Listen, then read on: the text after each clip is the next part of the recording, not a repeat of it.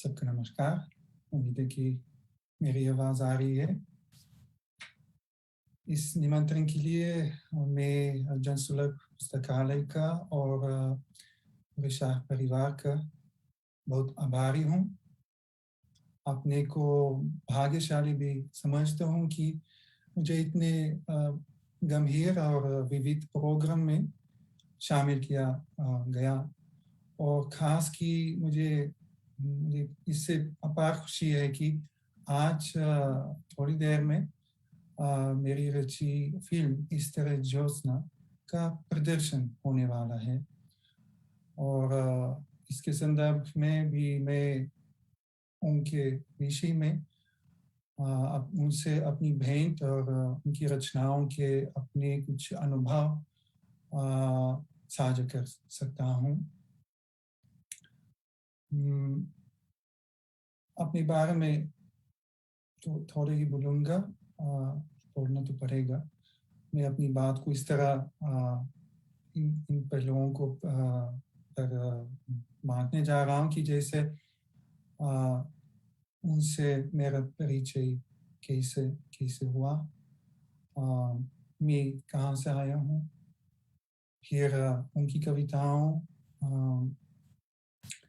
के मेरे कुछ अनुभव साझा करूँगा और आज जो फ़िल्म देखने जा रहे हैं, उसका संदर्भ क्या है, उसको मैंने कैसे बनाया, क्यों बनाया,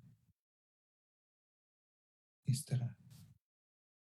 पहली कड़ी में आपको जिन्होंने देखा है, तो आपको याद होगी कि अंत में राजुला जी ने लूसी रोज़ेनस्टाइन से वो ये कहा था कि जब वो सालों पहले पहली बार उन्होंने जब संपर्क किया उनसे, तो उनको बहुत आश्चर्य हुआ था कि बल्गारिया से कोई हिंदी स्कॉलर मिलने को उत्सुक हैं, आ रही हैं। और अब तो आप सबको तो और भी अजीब सा लगता होगा कि यूरोप के उसी छोटे देश से ना तो एक मगर अभी दूसरा हिंदी वाला कह सकते हैं ज्योत्सना जी के विषय में, उनकी कृतियों के विषय में अपने कुछ विचार प्रस्तुत करने जा रहा है। और बहुत संक्षिप्त में मैं यहाँ सोफिया विश्वविद्यालय है जिसमें भारत विज्ञान के विभाग है, तो उसी का मैं छात्र रहा, बीए, एमए, इसके बाद पीएचडी की शुरुआत। और मूलतः संस्कृत और हिंदी भाषा और साहित्य का मेरा लगाव है और इसी के वास्ते स्नातक से ही अलग अलग संस्थाओं में भाषा शिक्षण के क्षेत्र में जब मैं कार्यरत रहा का मेरा लगाव है। आज भी दोनों भाषाएं पढ़ाता हूँ, पढ़ा रहा हूँ और भारत के क्षेत्र में भी कुछ और अलग कामों में मैं शामिल हूँ। तो ये मेरा परिचय होगा। और जहाँ वो सवाल है कि ज्योत्सना जी से मेरा कैसे मेरा मिलना कैसे हुआ है, पहले किताब की भूमि है में सबने कभी पाया होगा कि हर के जीवन में अनायास कभी कुछ ऐसा या कोई ऐसा आ जाता है जिसको हम कभी मतलब व्यक्ति के रूप पाते हैं, कभी किताब, कभी विचार हो, कल्पना हो, फिल्म हो, चित्र हो, जिससे हमारा एक अप्रत्याशित कह सकते हैं संबंध जुड़ जाता है। एक अजीब सा आकर्षण भी उत्पन्न हो जाता है। तो ऐसा कुछ या ऐसा ऐसा कोई आता है जिसके साथ किसी भी ढंग से शब्द या मन की राह में भी हमारा अपना कोई विचित्र संप्रेषण, कम्युनिकेशन हो जाता है। और ये संप्रेषण जो है तो अक्सर एक तरफा ही होता है। मतलब लेखक को या और भी हो, दूसरे को पता चले बिना वो संप्रेषण किसी जैसे तादात्म्य, किसी विरल तादात्म्य पर निर्धारित है और एक बहुत लंबी मुद्दत तक उसी चीज से या व्यक्ति से जुड़े रहने के बाद उसकी उसकी उसकी छाया, अगर ज्योत्सना जी की भाषा में मैं ये उदाहर सकता हूँ, उसकी छाया एक मायावी ढंग से हमारे हमारे होने में, हमारे अस्तित्व में संलग्न जुड़ा होता है। और ऐसा एक मायावी प्रभाव मेरे जीवन में ज्योत्सना मीना जी बनी रही और हमेशा हमेशा मैं बहुत खुश हूँ जब उनकी याद आती है, जब उनके बारे में कुछ बात हो जाती है। और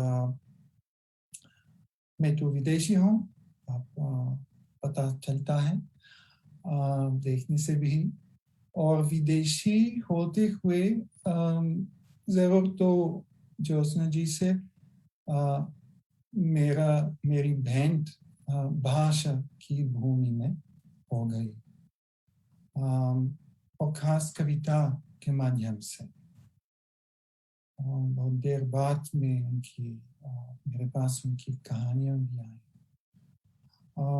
तो इस भेंट के लिए तो लूसी रोज़नस्टाइन की जो नई कविता वाले संग्रह है, उसी की ही देन है, जिसमें अनुवादों के साथ साथ हिंदी मूल भी मौजूद है। और हमारे लिए ये बहुत बड़ी बात है, क्योंकि अक्सर हम किसी बहुत दिलचस्प रोचक लेखक को देखते हैं, उनकी कृति को देखते हैं, लेकिन किसी अनुवाद में मूल नहीं मिलता। तो मैं इसी किताब से ज्योत्सना जी के साथ साथ और दो बहुत मेरे लिए बहुत महत्वपूर्ण कवित्रियों से मिला, अमृता भारती और कांता से भी पहला परिचय हुआ था। और मैं लूसी को फिर यहाँ कहना चाहूँगा कि मैं इनका बहुत आभारी हूँ इसके लिए। अभी भी मुझे याद है जब मैंने उस पुस्तक को पुस्तकालय से उधार ली थी और किताब के पन्नों को ऐसे पलटते कहीं आखिर में ज्योत्सना जी का एक छोटा अंश मिला, और उनकी इस तरह होने के बारे में और आसमान कविताएं मैंने देखी, पढ़ी, और पहले नजर से मैं तो स्तब्ध जैसा ही हुआ, पुलकित हो रहा था। जैसे मैं और पैर पहले साथ साथ थे। ये जैसे स्टेटमेंट जिससे कविता शुरू होती है, वो वो मेरे लिए वो स्टेटमेंट जैसे मेरे संपूर्ण अस्तित्व के अनुकूल रहा है। ये तो कुछ ऐसे ही बड़े शब्द इस्तेमाल करने जा रहा हूँ, मगर वो भी कम हो रहे हैं इस भाव के लिए। और उनकी कविताओं में शुरू से ही मैंने ऐसी ऐसी संवेदनशील ऐसी ऐसी संवेदनशील करीबी पाई थी, ऐसी पहचान मुझे मिली थी, जो आज मैं तो किन्हीं शब्दों से या समझ से भी वो पार रहती है। और बस उस समय तो इतना ही यकीन था, पता था कि ये किसी बेहतरीन कविता अगर कहेंगे से कुछ और है, कुछ अलग है, कुछ कहीं और ज्यादा विशेष है। और जो ज्योत्सना जी हैं, उनकी कृति हैं, वो किसी जीवन में आकर ना जानने वाली चीज किसी बात लगती थी।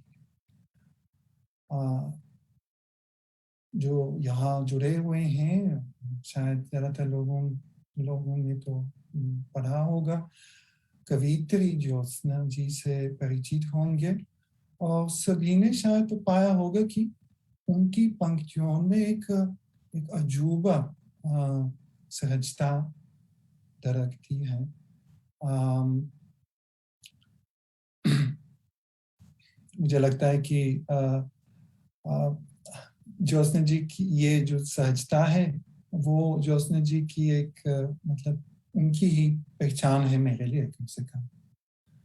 अ, वो एक उसकी व्यक्तित्व की एक खूबी है। और मगर जैसे कहते हैं सहजता, अम, वो नहीं है, वो सहजता जिनका हम कभी गलती से सरसरी सरलता से मतलब उलझन कर सकते हैं। बल्कि वो सहज होने का एक भाव जिसने एक चेतना, एक गहन चेतना और जिजीविषा की की प्रचुरता की बहुलता से अ, आकार ले पा रहा है।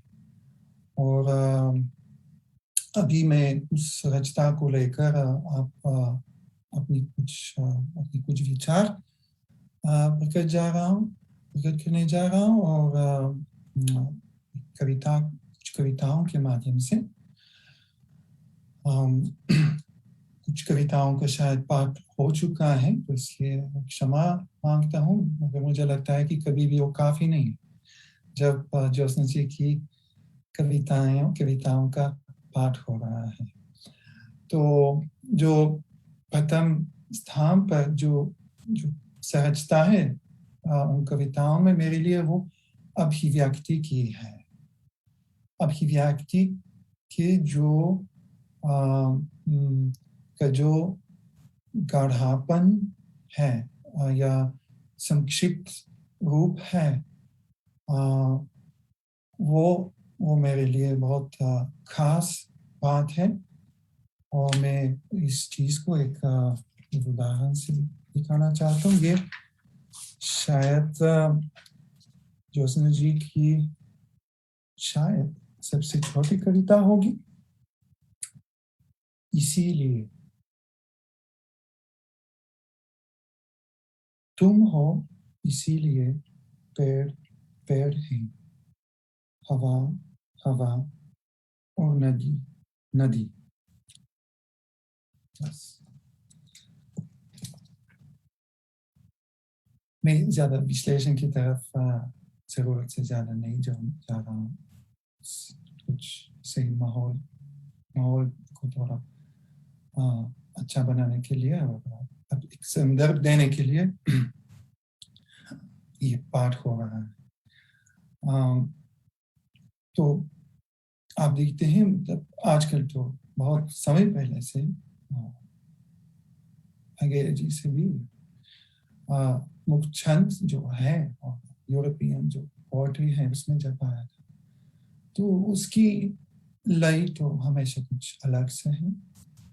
तो ज्योत्सना जी में जो मुक्त छंद की लय है और उसकी रवानी जो जो है, वो भी इस सहजता का एक रूप है।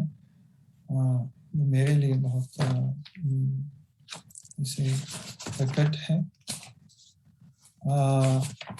इसको इस रवानी को दिखाने की कोशिश करता हूँ। पाठ करने की क्षमता उतनी नहीं है, मगर कोशिश करता हूँ। वो कविता का नाम है लगातार।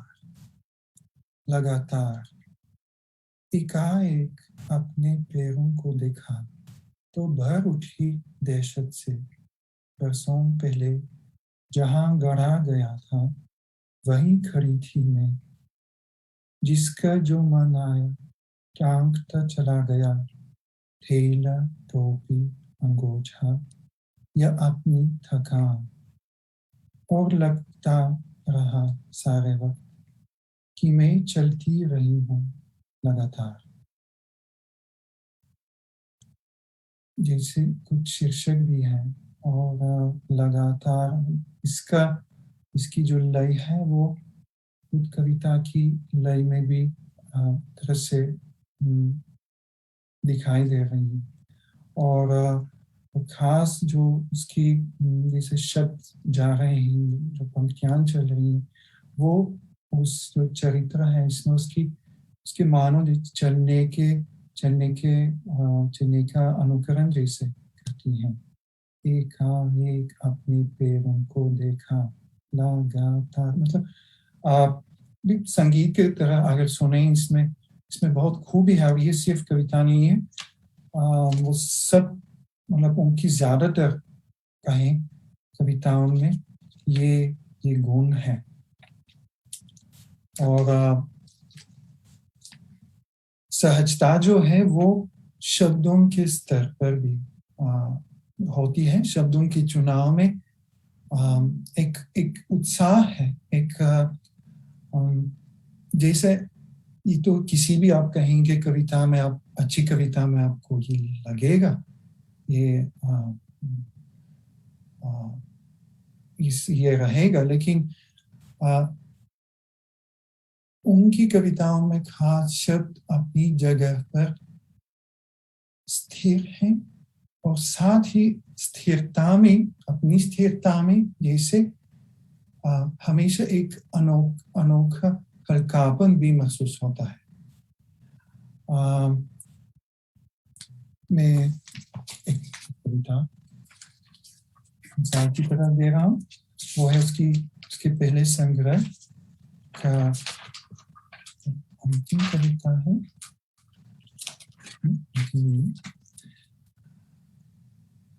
समुद्र का सपने में था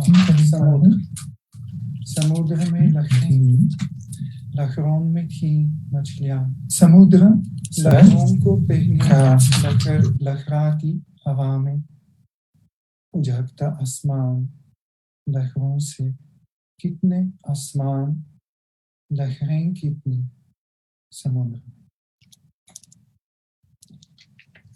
तो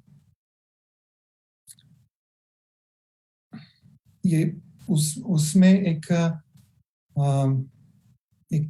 कविता का मूल भाव तो है, लेकिन अगर इसी से भी हम थोड़ा आगे बढ़ें तो ऐसा मालूम होता है जैसे शब्द रूपों, मतलब व्याकरणिक भी रूपों के स्तर पर लहरें जो हैं वो उनके तरह के परिवर्तन हो रहे हैं।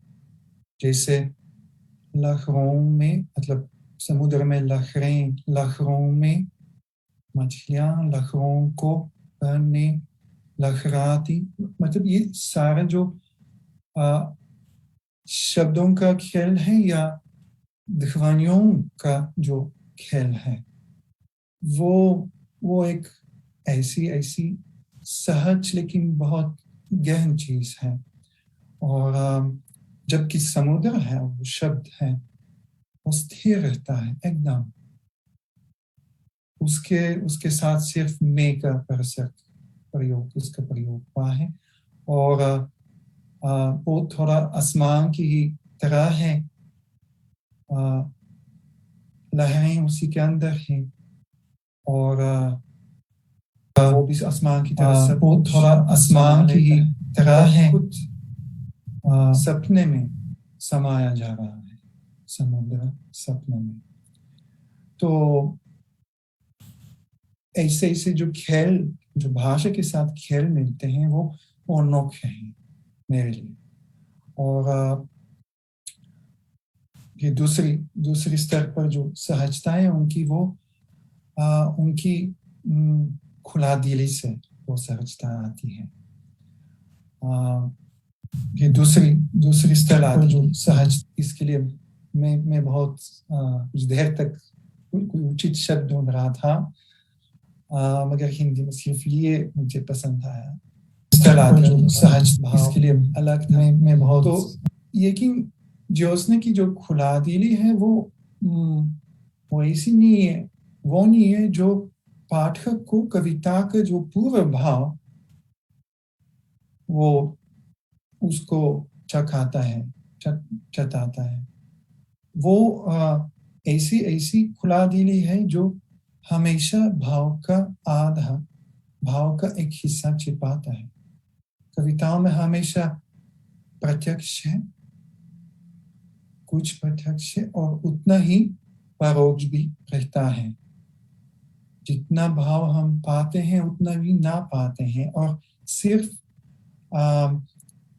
मतलब हमको कुछ चिन्ह मिलते हैं, भिन्न भिन्न चिन्ह, जिनको देखते देखते, चलते चलते, बस अंतिम पंक्ति में, कविता की अंतिम पंक्ति में कोई शब्द मिलता है, कोई भाव मिलता है, जिससे वो कविता का जो वृत्त है वो पूर्ण हो जाता है।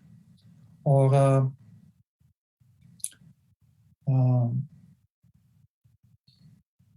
क्या कहूँ तो इस अंत में ही ये तभी ये पूरा अर्थ है, पूरा भाव जो है वो जगमगा उठता है। और इस पहलू को मैं अपनी शायद सबसे प्रिय कविता से चित्रित करना चाहूँगा, इस तरह होने के बारे में। तो उसी संग्रह में है।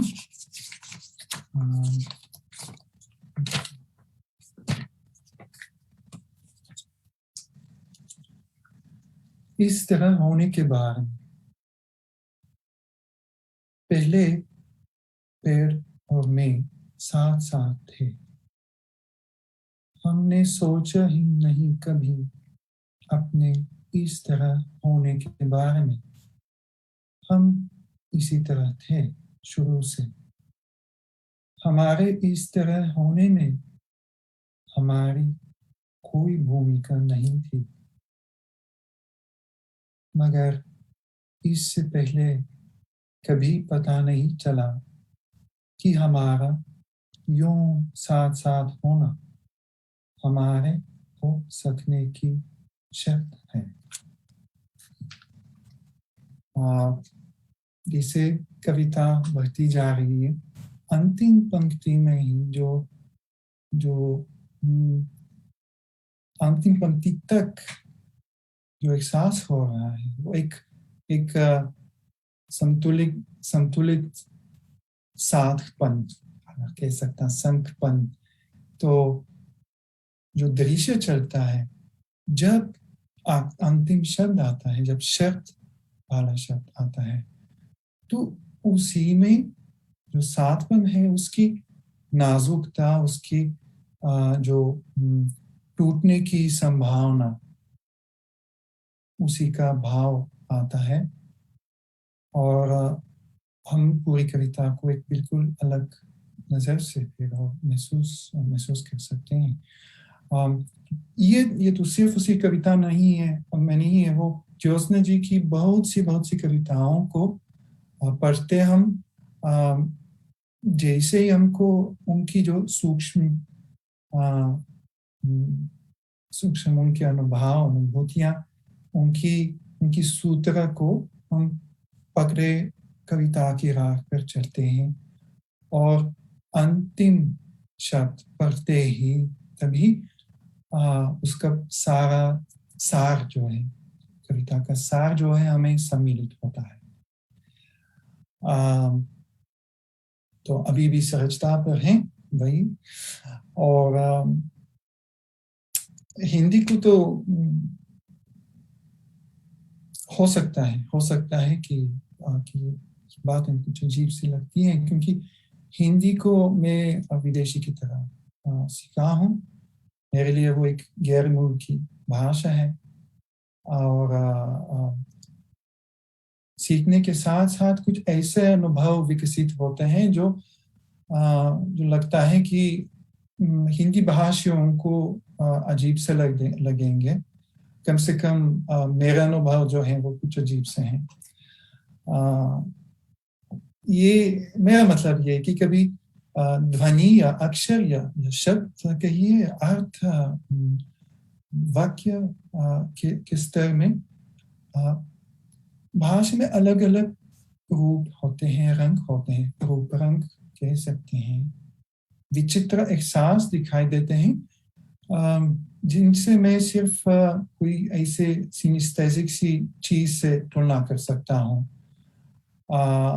और वो हमेशा जरूर तो व्यक्तिनिष्ठ ही चीज है, बात है, जिसमें ज्यादा डिटेल्स में जा भी नहीं सकता, लेकिन मेरे कहने का मतलब है कि ज्योत्सना जी की कविताओं में हमेशा में जिस तरह क्रियाओं का जैसे प्रयोग है दान के लिए, हमेशा उससे मैं बहुत मोहित रहा हूँ, और मुझे बहुत अद्भुत लगा है। खास जो कृदांत हैं, कृदांत जो रूप हैं, होते होते, ये तो कभी छाया ना डालते हुए, या तो कभी कालों के खेल जो मिलते हैं, जो चित्र इनसे विकसित हो जाते हैं, या तो जो इंफिनिटिव का रूप है, जो क्रिया का मूल रूप है ना, उसके जरिए इनसे मुझे लगता है कि हो जाते हैं। ज्योत्सना जी उन रूपों को, इंफिनिटिव को अनायास शायद एक एक एक मूल साधन की तरह इस्तेमाल करती है, एक एक विशेष दूरी या मूर्तन लाने के लिए। और मैं इन चीज़ों को, मैं भी खुद मूर्तन में थोड़ा चला गया, लेकिन मैं इन चीज़ों को चित्रित करने की कोशिश करूँगा, जिससे दूसरे संज्ञा की कविता है होते होते। इसमें 2 पंक्तियां हैं जिनको ध्यान में रखना है। थी कहीं देह में सोने की तरह छिपी हुई देह के पीछे, होते होते अचानक न होती हुई निकल आई सतह पे, घूमती हुई फिर अग्नि की तरह आधार में उठती हुई। अचानक ना होती हुई, होते होते अचानक ना होती हुई। हम जब हम भी जब जो दूसरे देशों के लोग हैं और हिंदी को पढ़ते हैं, इस अनुवाद जब करते हैं, हम अनुवादक की तरह हमेशा भी ये जांचते हैं कि चलो ये क्या बात है, इसको कैसे हम ट्रांसलेट करेंगे। अगर हमारी भाषा में वो कृदंत इस तरह इतना इतना स्वतंत्र नहीं है जितना हिंदी में। और एक और कविता है ना होने की तरह। इसमें तो कालों का थोड़ा खेल है और इंफिनिटिव का। ना होने की तरह वो आया था, नहीं आया, आया था, ना होने की तरह था, आस ही पास, ना होने की तरह, समय की तरह इस कदर था कि शक नहीं हुआ किसी को उसके होने के बारे में। ना होने की तरह, ये जब से मैंने हिंदी सीखना शुरू किया है, तो इस तरह के रूपों से जो मैं अपनी भाषा में मैं नहीं खोज पाता ना, उनसे मैं तो बहुत मोहित था, क्योंकि हमेशा उसका उसका स्पर्श रहता था कि वो ऐसा है जो आप समझते हैं, एक ऐसा है जो बिल्कुल शब्दों से परे रहता है और फिर शब्द के आकार में है। तो आप भी देखते हैं इन इन इन चीजों से, और ये जो साधन की तरह वो इस्तेमाल करती हैं, क्रियाओं के जो रूप हैं और खास इंफिनिटिव का, वो मेरे लिए ये इससे वो गाढ़ापन और संक्षिप्ति बन जाती है और थोड़ा फोकस की तरह हो जाता है। तो ये भाषा की एक बात रही। अभी मेरी ज्योत्सना जी से एक दूसरी भूमि पर बात भेंट हुई थी। मैंने शुरू में बताया कि भाषा की भूमि में अभी उसी समय साथ ही हम मिले चित्र की भूमि, इमेज की भूमि में। इसके लिए तो इसको लेकर कुछ संदर्भ आवश्यक है। एक अवधि में 2011 तक मैं सक्रिय रूप से बुल्गारिया में सोफिया में एक फोटोग्राफिक ग्रुप का मेंबर रहा, उसमें शामिल रहा। जिस ग्रुप का काम हैंडमेड फोटोग्राफी और पिक्टोरियलिस्टिक एस्थेटिक्स, पुरानी एस्थेटिक्स है 20वीं सदी की शुरुआत से, तो उसी से हमारा काम प्रभावित हुआ करता था। और मैं इसके लिए मुझे कुछ बैकग्राउंड में कुछ फोटो दिखाने हैं।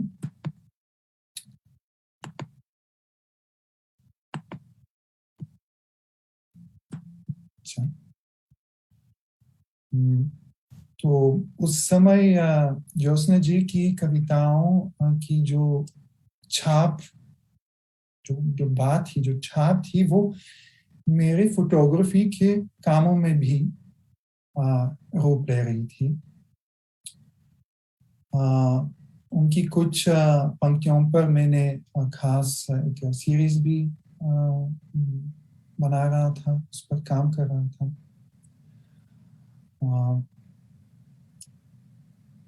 कुछ दिखाता हूँ।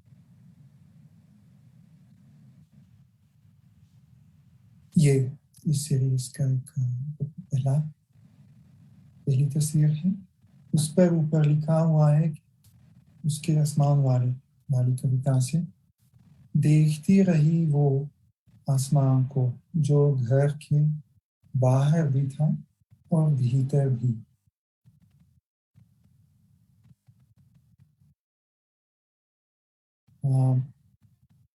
उसका भी उसी सीरीज का हिस्सा है।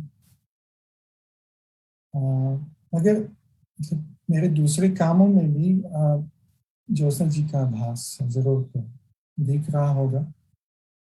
जैसे अभी तक नमूनों से आप देख सकते हैं, तो अक्सर उन कामों में आसमान, पेड़, छाया, परिंदे मौजूद होते हैं।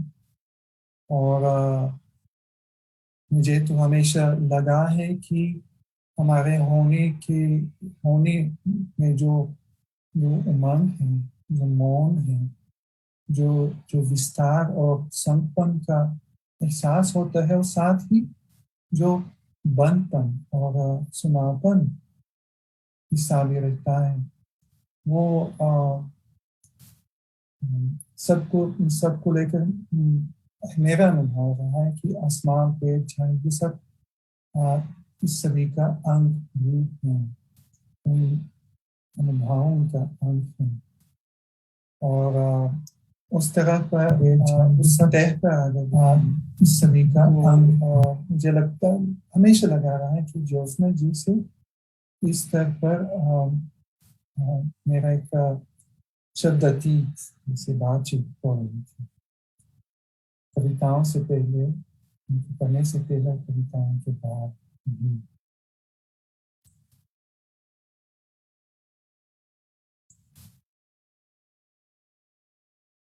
ये कुछ तस्वीरें हैं जो मुझे मिली कंप्यूटर पर।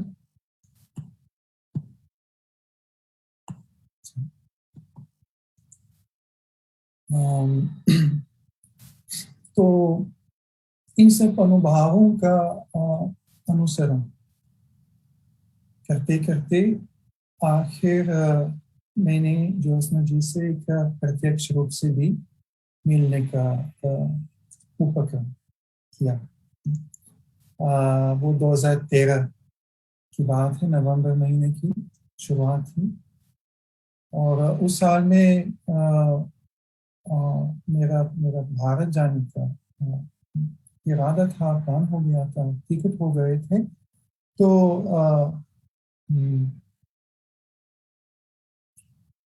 और जाने से पहले लूसी रोजेनस्टाइन से मेरी बात हुई थी। उन्होंने मुझे राजुला का संपर्क दिया था। और उस समय में भी अपनी जीवन साथी के साथ लद्दाख में हमारी एक वहाँ प्रोजेक्ट हो रहा था, तो उस पर काम करने के लिए गए थे। और साथ ही मेरी माँ भी साथ आई थी, मैं उनको कुछ घुमाना चाह रहा था हिमालय में।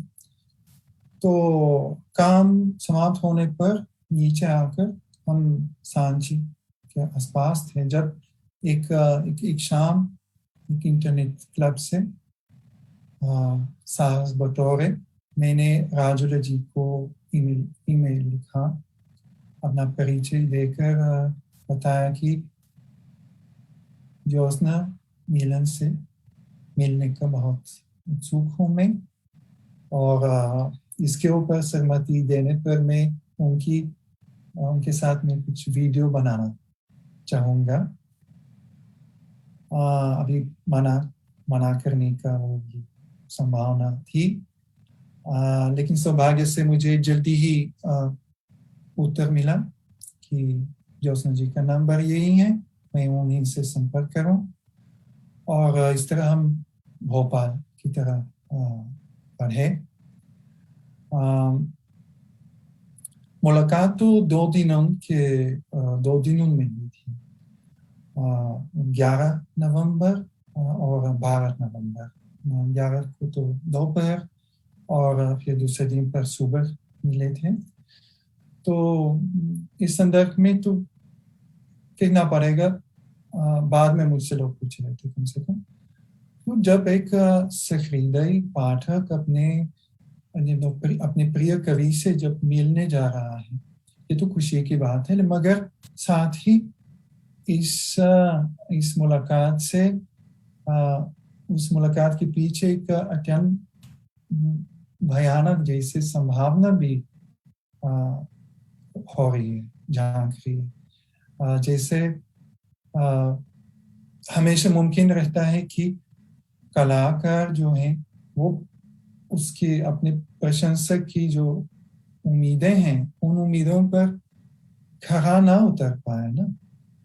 और वो बाद में तो पूछा गया था वो सवाल, तो ये तो हमेशा मुझे तो कोई शक थी नहीं। और ज्योत्सना जी ज्यों की क्यों भी रही, जैसे भी मन में जो मायावी दृश्य था उनका और संकल्पना था, वो उसके बिल्कुल सही रही, इससे भी और उनके घर आकर समय अकेली थी, शारजी नहीं थे, शंपा जी थी, और कुछ देर तक हम बातें करते रहे। और मैंने उनके सामने जो मन में फिल्म की संकल्पना हो रही थी, मैं अपनी इस योजना के बारे में कुछ बातें की, मैंने अपने कुछ विचार साझा किए, मगर ज्यादा नहीं, कुछ प्रयोगात्मक सही विचार था मेरा। मैंने उनसे ये कहा कि आप जैसे साझा में इंटरव्यू आपसे ले रहा हूँ, मगर ज्यादा नहीं तरीके से मैं आपसे कुछ सवाल नहीं पूछता, प्रयोगात्मक सही विचार था मेरा। आपको मैंने उनसे ये कहा, आपके सामने इंटरव्यू आपसे ले रहा हूँ, शब्द मगर ज्यादा नहीं, एक ही शब्द चित्र की तरह ना, शब्द हवा में मैं छोड़ देता हूँ और आप इस शब्द को पकड़कर अपने मन की बात बताएंगे, जो भी हो जैसे भी हो, और कैमरा चलेगा, मैं चुपचाप बैठूंगा। तो इस तरह ये मेरा आइडिया था। बहुत मुझे थोड़ा डर हो रहा था कि वो उनको तो अजीब सा लगेगा, तो वो मना करेंगे, तो दूसरे नॉर्मल टाइप के इंटरव्यू के लिए भी तैयार था। लेकिन कुछ दिन पहले अभी इसी प्रस्तुति को लेकर मुझे राजुल बता रही थी कि फिल्म को थोड़ा देखकर उनको लग रहा था कि इंटरव्यू लेने वाले का थोड़ा अभाव लग रहा है, कौन है वो जो दूसरे दूसरे पार है, जो जिनके सामने ज्योत्सना जी अ, बातें करती हैं, अपने कविताओं का पाठ करते बीचों बीच रुक कर विचारती हैं, या कभी कभार उनको उसको संबोधित भी करती हैं। तो ये कहाँ है? ये थोड़ा इसका अभाव हो रहा है। क्यों आपने अपनी को काट कर निकाला था? तो मैंने तो निकाला नहीं था। मेरा पहले से ही ये संकल्प था कि मैं अदृश्य रहूंगा, और मेरा होना बिल्कुल जरूरी नहीं था, आवाज या जो भी। और फिर कुछ दिनों के बाद मैं खुद सोच रहा था फिर इसके बारे में, क्यों असल में हम कभी कुछ करते हैं, लेकिन क्यों करते हैं ये बहुत देर बाद ही हम अचानक सोच लेते हैं। और मुझे लगता है कि हम्म, इन चित्रों में, इन इन मनस्थितियों में पहले से ही, जैसे ज्योत्सना जी से मेरी बात तो हो चुकी थी और घटित हो चुकी थी, और मेरी कोई कोई ज़रूरत, वो मुझे इसकी ज़रूरत बिल्कुल नहीं थी कि मैं भी उसमें शामिल हो जाऊं या मेरी आवाज़ हो, या जो कुछ सवाल हो। मैं चाह रहा था कि सिर्फ हो सके उस वृत्त चित्र में सिर्फ आप ज्योत्सना जी को पा सकते हैं, अपने अपने ही संदर्भ में। और आप तो थोड़ी देर में देखेंगे, उम्मीद है। आ, ये ये इंटरव्यू, अजीब सा इंटरव्यू, ये जो शब्दों का जैसे खेल है, वो तो बहुत सफल रहा, मुझे लगता है। ज्योत्सना जी अपने अपने सहज और स्वाभाविक ढंग से तो बोलने लगी, और मैं दूसरी तरफ से तो बस एक एक शब्द बोलने लगा। होना, आसमान, कविता, शब्द, औरत, हाथ, पैर, घर, धूप, छाया, समय, शक्ति, सब है जो हम कर पाए। आम, तो हर विषय पर, हर एक शब्द पर ज्योत्सना जी की गहन विचारधारा रही। और उसी से वो अपनी जो संवेदनशील और सूक्ष्म अंतर्दृष्टि है वो व्यक्त करती रही। फिल्म की शीर्षक भी इसी सहजता और रोशन स्वभाव को पकड़ने के प्रयास में है। इस तरह ज्योत्सना, मन में कोई दुविधा नहीं रही कि शीर्षक क्या हो सकता है, और इस तरह ज्योत्सना। मगर ये जो सुख था, भरपूर सुख जो था, वो दुख की एक लहर से भी वो ठहर नहीं, ज्यादा देर तक ठहर नहीं पाया। क्योंकि कविता पाठ हो रहा था, और बीच में तो मुंबई से फोन आया था, और एक बहुत दुखद समाचार लाया था कि ज्योत्सना जी के भाई पवन, वो अचानक उनका निधन हो गया था। तो बहुत दुखी माहौल था सबके लिए, और तय किया गया था कि हम आगे कभी फिल्म को तो पूरा करेंगे, कोई बात नहीं। और श्रद्धांजलि प्रकट करके हम उनके घर से तो चले गए।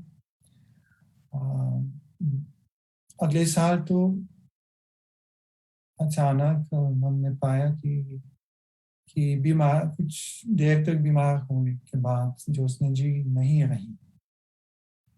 अ, जैसे उनकी उनकी उनकी मृत्यु के बारे में पता चला, मैंने होना होना शब्द पर जो उनकी बात थी, उससे एक कड़ी बनाई, संपादित करके शॉर्ट फ़िल्म की तरह। और क्योंकि लगा कि हम कम से कम मेरे लिए, हो सकता है कि दूसरों के लिए भी, होने पर जो उनकी कही बातें थीं, उनसे बहुत दिलासा मिलता था कि देह में ना रहने से भी वो वो वो खत्म नहीं होती हैं, वो जारी होती रहती हैं। तो इस संदर्भ में मैं इसी अंश से, इसी कड़ी से मैं आपको उनकी अंतिम बात का पाठ करना चाहूँगा। वो कहती है, अपन को ऐसा लगता है कि ये सारा जो है, पूरा पसारा जो है, ये मेरा ही विस्तार है और मैं इस सब के साथ ऐसी फैली हुई हूँ, पूरे ब्रह्मांड में फैली हुई हूँ। यहाँ से शुरू हुआ, पर इससे आगे से आगे से आगे चीजें जुड़ी हुई हैं। तो ये अपने होने का जो विस्तार है पूरा, वो एहसास होता है ऐसे कभी। ये उनकी ही बात है, अंत में वो बता रही हैं। तो अभी कुछ ही शब्द रह गए। इसके बाद कभी कभार राजुला जी से तो संपर्क होता रहा, और 2016 में फिर अक्टूबर में शायद दोबारा भोपाल आए।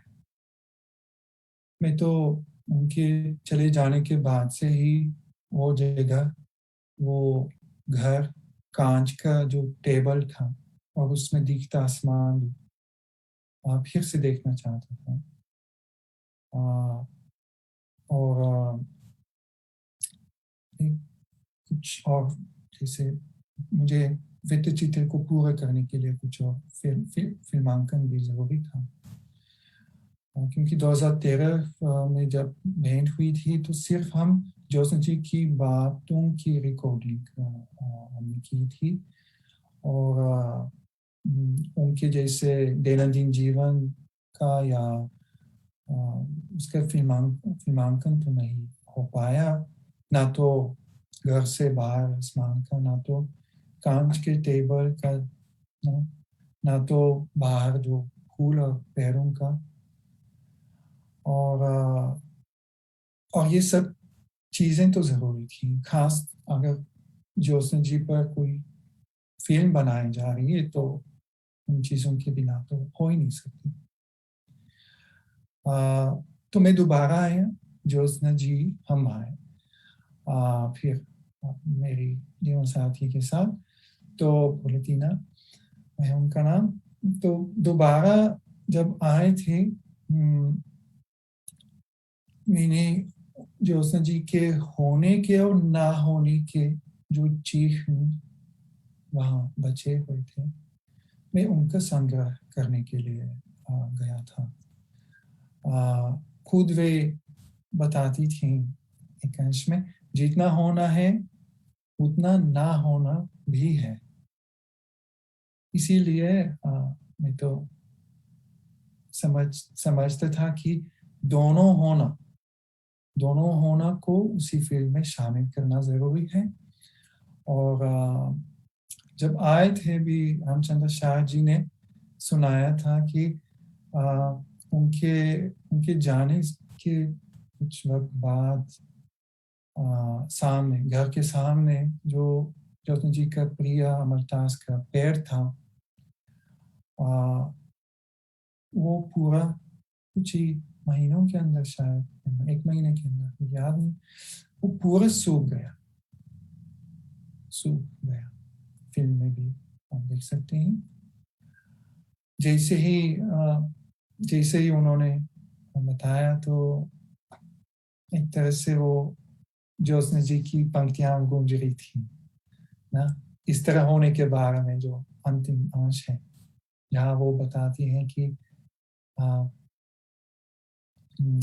उसके उसके और पेड़ के साथ-साथ होने के बारे में वो बता रही थी कि हमारा यूँ साथ-साथ होना हमारे हो सकने की शर्त है। तो ये तो सही सही निकला।